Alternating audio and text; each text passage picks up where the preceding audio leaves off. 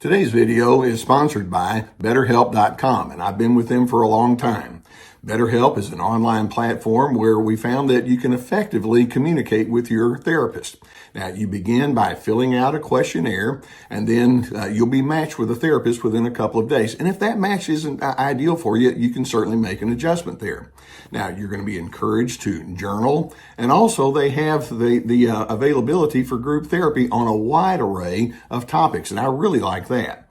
So as the need exists, go ahead and take the necessary steps to get the help that you need. And just know that BetterHelp has a 4.5 rating on Trustpilot, so it indeed is a platform you can trust. There's a link below the video that will take you there.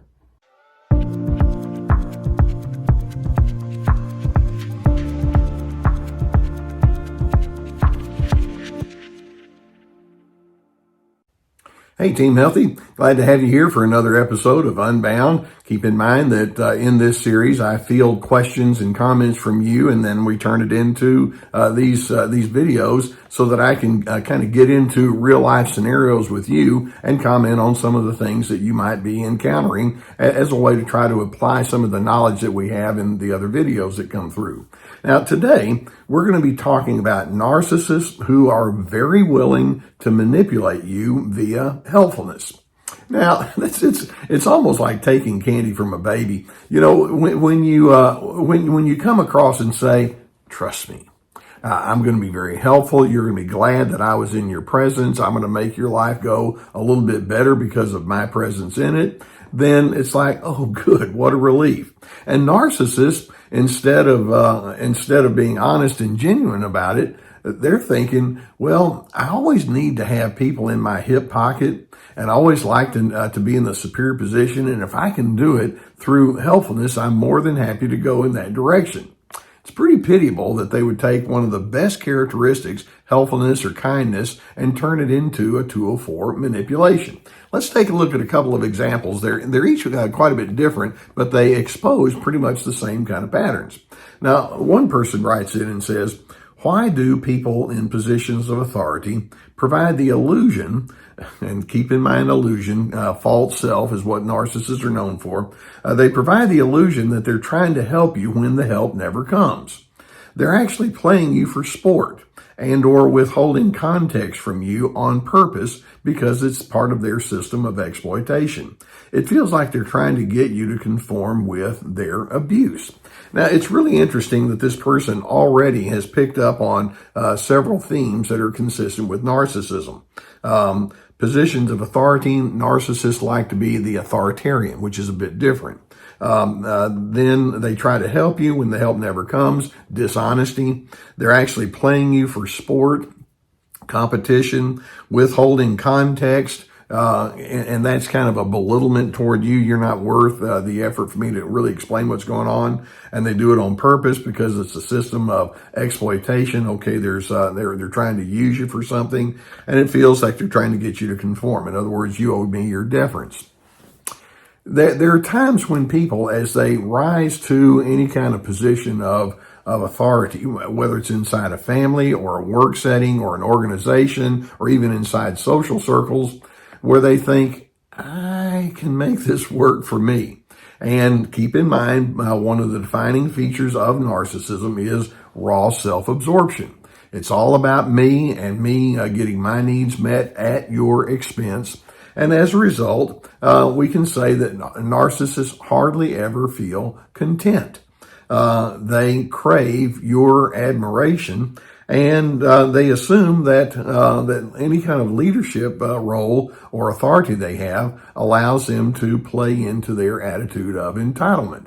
And so when you ask, why do people in positions of authority do this? Basically, what we're looking at is, even though they can come across as somebody who's in the know or who has some inside scoop or who has good connections, ultimately they're users and they're exploiters. Whenever that narcissistic leader or authority figure does something that seems very helpful, and then you begin realizing there's a hook on the backside, you owe me now, or you need to give me your deference because of all the nice things I've done for you, know that you're in the presence of a schemer. Now, I know that one of the things, and in fact, I've produced videos on this. One of the things we want to avoid is to have a sense of cynicism with respect to that narcissist. There's a difference between cynicism and skepticism. But we don't want to have so much cynicism that we think, oh, that person is just such an awful, nasty, miserable human being, which sometimes they actually are. But instead of taking it in a deeply personal kind of way, why are you doing this to me?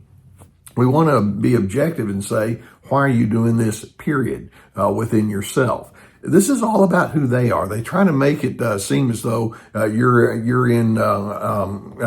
supposed to be in subordination with them, when in fact, no. If you're a good leader, what you want to do is you want to pick up on the skills and the capabilities of others and maximize it and turn it into a win-win kind of situation.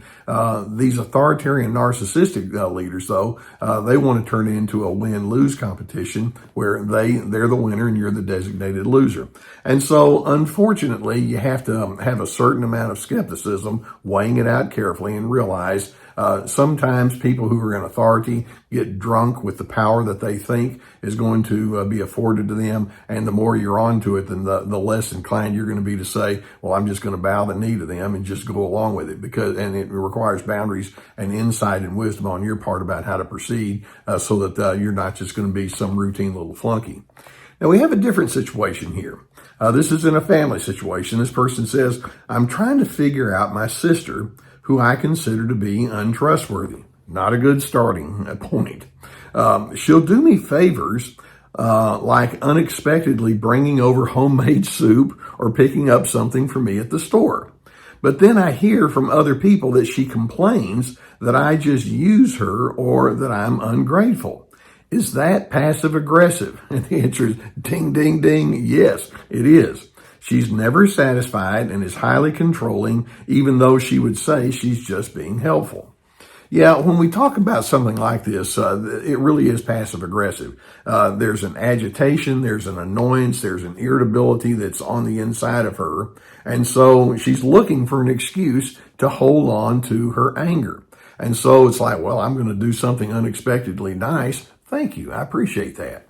But then later on, the anger attaches to that. You know what? People are always taking advantage of me. People are always wanting me to do good things for them. And all they are is just users, which is their projection. And so, and then of course, when they go off and do the smear campaign about you behind your back, that's part of the passive aggressiveness. Basically, individuals of this nature can rationalize to themselves, I do nice things, which means that if you don't respond according to my agenda, it means you're an ingrate. As opposed to thinking, maybe there's something else going on in that person's life, or maybe there's something going on with my motives that I need to take a hard look at. They don't seek any kind of insight whatsoever with respect to what's happening in front of them. The narcissist who wants to appear to be helpful and kind and friendly and available basically wants to hear the words, "Hey, you're terrific. You're wonderful. You're the best." They crave admiration. They crave adoration from you. But then you'll notice you hear people like me say that narcissists are shame-based.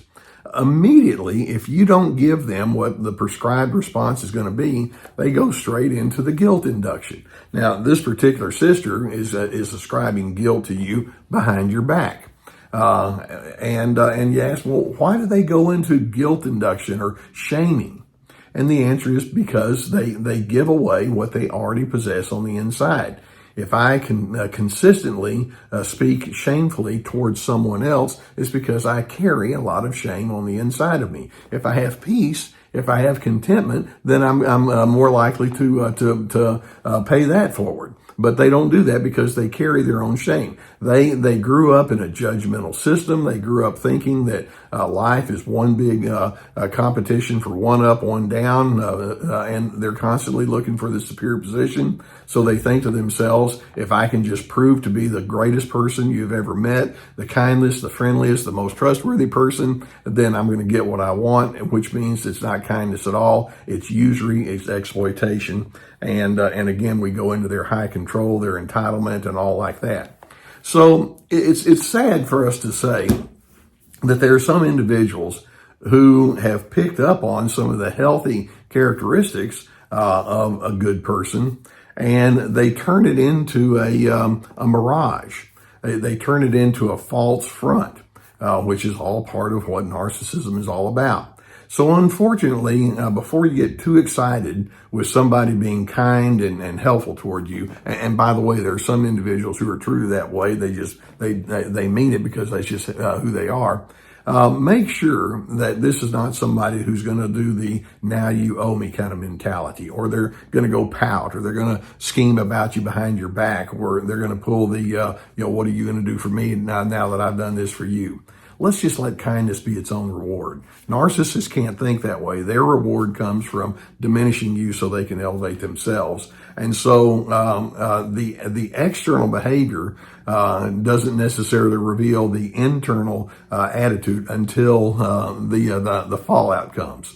So I hope that you and I can be committed to being helpful, kind, available, friendly, with no hooks attached. Narcissists can't think that way. I hope this gave you some good awareness of what you might be dealing with. I have a strong suspicion that some of you will say, well, maybe my circumstances aren't the exact same as that, but I have similar patterns that are in play. And so that's why I like to go into these kind of examples. If you haven't already hit that subscribe button, please do so, and we'll keep more videos coming towards you. And if you have your own questions, put them in the comments section below, and I copy and paste, and then we'll see if we can come up with some possibilities there. Now, you know that I talk to you often about the need for therapy. I'm a therapist, and we're talking about some serious issues here. If you have a need for therapy and you don't have somebody in your immediate area that can assist you, we have a sponsor that can help you. There's a link below to the folks at BetterHelp.com. It's an online therapy resource. It's proven to be effective, and many people have taken us up on the possibility, especially since the pandemic. We found that online therapy can be quite helpful. So as the need is warranted, go beneath the video and get the assistance you would need. Also, I want you to make sure that you go and check out my website. It's a very large website with lots of resources on it. You'll notice that I have courses that are available, and each course has at least 25 teaching videos along with handouts and guided questions. We have anger games. This is me about boundaries, free to be, finding yourself despite those controllers. And then we have Ready, Set, Connect about having healthy connections. We also have my 90-minute PowerPoint presentations that are webinars that are available, along with hundreds of articles, and then my books. So we have lots of resources. Avail yourself to that as well. And thank you for letting me be part of your journey. It's good to be helpful. It's good to be kind, as long as you don't have that selfish hook on the backside. And that's where healthy people distinguish themselves from the narcissistic individuals. So I'm hoping that's something you can commit to, you can appreciate, but then at the same time have a sense of wariness when you know that somebody is starting to call in their chips. And then you're probably in the presence of a manipulator. Be aware that that's a very common theme in the narcissist. And then I'm hoping you can move forward with a sense of wisdom and discernment about how you're going to respond to someone like that with your own healthy boundaries.